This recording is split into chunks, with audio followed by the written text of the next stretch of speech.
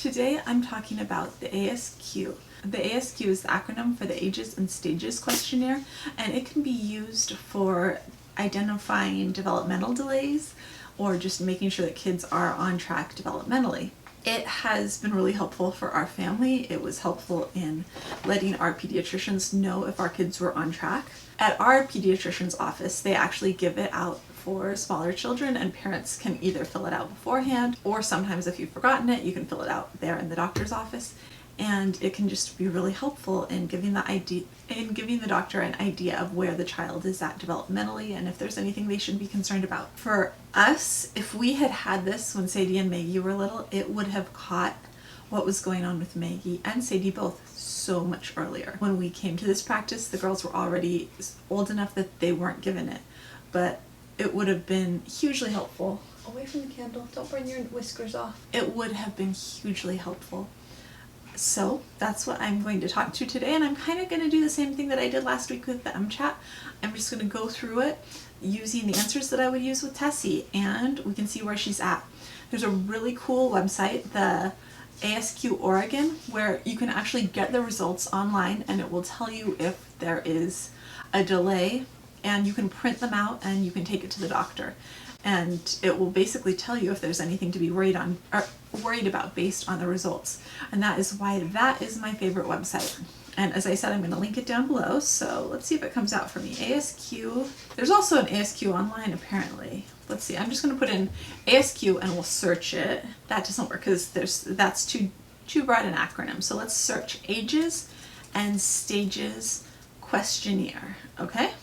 So it comes up, agesandstages.com. I want the Ages and Stages Oregon, so that's what I'm going to find. Okay, so it looks like the website has changed. I'm not sure if this is the same one I used in the past, but there is an online resource through the University of Oregon where you can do the ASQ and have it scored. So we are going to use this one and we're going to see how it goes. I think that it's the same one I used in the past and that they've just changed the look of the website. So I am going to do Tessie's birthday. Put in 06/29/2016. Okay, and this is for children who are 1 month old to 6 years old. So that is the age range that it is effective for. And then asks me to confirm her birthday again to make sure that I put the right thing in. So we're typing it in again, and it asks if she was more than 2 weeks premature, and she was not. It says your ASQ questionnaire for ages 34 through 38 months is the 36-month ASQ continued online questionnaire. It asks me to put in her initials, so TW, her gender, her ethnicity, which is optional. Was her birth weight less than 3 pounds 5 ounces? It was not. She was 8 pounds 12 ounces. It asks for my education, my age at birth. How old was I? I know this. I was 34. I am her mother. It asks for my relationship. It asks for our income. It asks for the state that we live in. So it's just, there's a little questionnaire. Not all of the questions are mandatory. It asks if she already has a diagnosed developmental display. It asks me to explain she's on the autism spectrum. Who diagnosed her? A psychologist. Does she receive special services? Yes. Okay, you'll need to complete this following short sections: communication, gross motor, fine motor, problem solving, personal, social, and overall. And then it has different things. You may need a mirror, books, shoelaces, paper, crayons, ball, spoon, blocks, ball, large ball, small ball, wagon, beads, scissors, or zippers. I am going to answer these questions based on what I know she can do because I've been in so many tests for her that I pretty much know what she can do. And this is going to be really different if you're doing it for a 6-month-old than if you're doing it for a 36-month-old, which is, I guess, what she is, around there. When you ask your child to point to her nose, eyes, hair, feet, ears, and so forth, does your child correctly point to at least 7 body parts? We're going to go with not yet. The answers are yes, sometimes, or not yet. Does your child make sentences that are 3 or 4 words not long? Not yet. Without giving your child help by pointing or using gestures, ask him to put the book on the table or put the shoe on the chair. Does your child carry out both of these directions correctly? Not yet. When looking at a picture book, does your child tell you what is happening or what action is taking place in the picture? For example, barking, running, eating, crying. You may ask, what is a dog or boy doing? Not yet. Show your child how a zipper on a coat moves up and down and say, this goes up and down. Put the zipper on the middle and ask your child to move the zipper down. Return the zipper to the middle and ask your child to move the zipper up. Do this several times, placing the zipper in the middle before asking your child to move it up and down.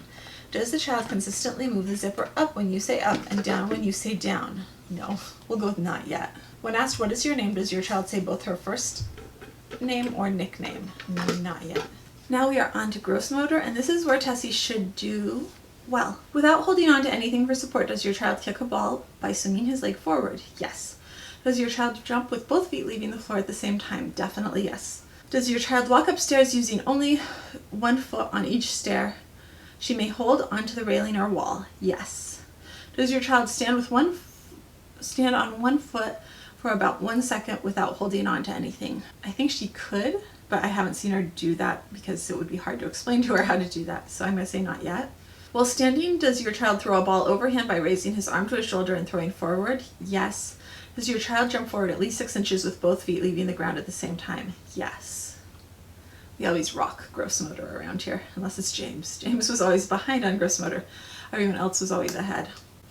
After your child watches you draw a line from the top of a paper to the bottom with a pencil, crayon, or paper, ask her to make a line like yours. Do not let your child trace your line. Does your child copy you by drawing a single line in a vertical direction? Not yet. Can your child string small items such as beads, macaroni, or pasta, wagon wheels onto a string or shoelace? Yes, she can do that. After your child watches you draw a single circle, ask him to make a circle like yours. Does your child copy you? Not yet. After your child watches you draw a line from top to bottom, from the top of the paper to the bottom with a pencil, crayon, or pen, ask her to make a line like yours. Do not let your child trace your line. Ask the child to copy you by drawing a single line in a horizontal direction. Not yet. Does your child try to cut paper with child-safe scissors? Not yet. When drawing, does your child hold a pencil, crayon, or pen between her finger and thumb like an adult does? Not yet. She definitely does that like whole fist thing. That was fine motor, and now we're on to problem solving. While your child watches line up 4 objects like blocks or cars in a row, does your child copy or imitate you to line up 4 objects in a row? She can definitely do that. If your child wants something he cannot reach, does he find a chair or box to stand on to reach it? She can do that too, yes.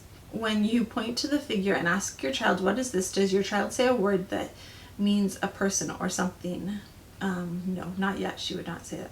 Although that's more, I think, language than problem solving. But when you say when you say 7-3, does your child repeat just the 2 numbers in order?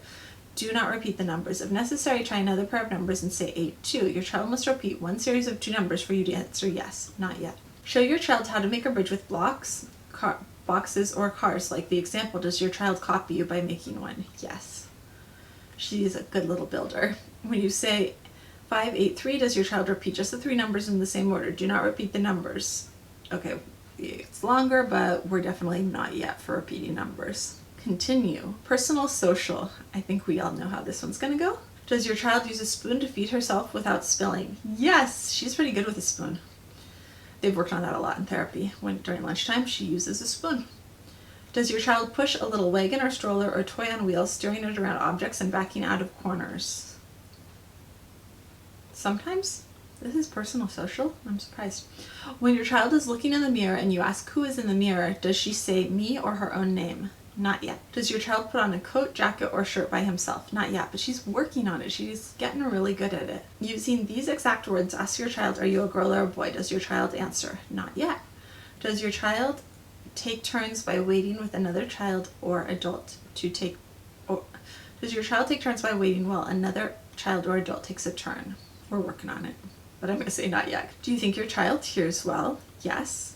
Do you think your child talks like other children her age? No. Major speech delay. Can you understand most of what your child says? No. Can other people understand? No. The explaining is kind of hard because some of them it's like, no, people just can't understand what she says. I mean, they just can't. She's babbling. Do you think your child walks and runs and climbs like other children her age? Yes. She actually is really low tone, but she compensates for it extremely well, according to her OT.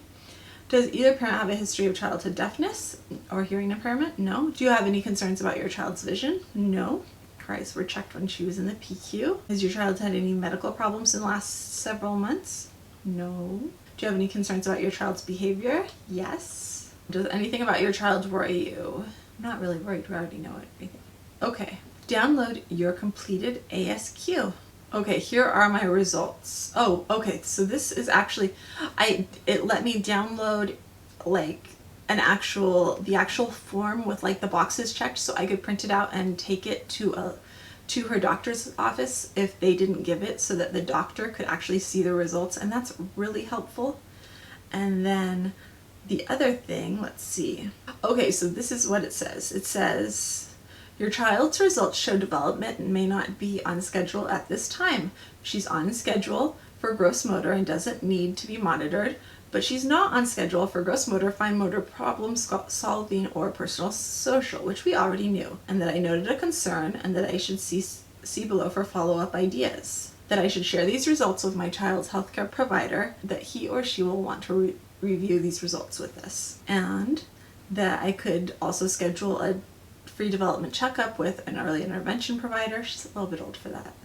At least where we are, she's old for that. The reason I'm sharing this today is because we've used the ASQ before, and I feel like it can just be a really important tool for parents to help them communicate what their concerns are when they have concerns. I am really thankful that we learned about it because our doctor uses it, but I know that not all doctors do. We'd never come across it before until we started going to our university's pediatrician's office, and that's why I'm sharing it with you, because you can do it online. You can print out the results, print out the form with your answers on it, take it to your doctor, and if it shows concerns, you can say, this is why I'm concerned. These are what he or she can do. This is what they can't do, and I'm worried.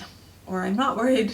If you're not worried, you don't need to do it, but if you are worried, it can just really, along with the MChat, they can help you articulate what you see going on at home at a time when it can be kind of overwhelming. Anyways, that is it for today. If you like this video, we'd love it if you'd give it a thumbs up, and if you're interested in all things autism, we'd love it if you'd hit subscribe, and I'll see you tomorrow. Bye.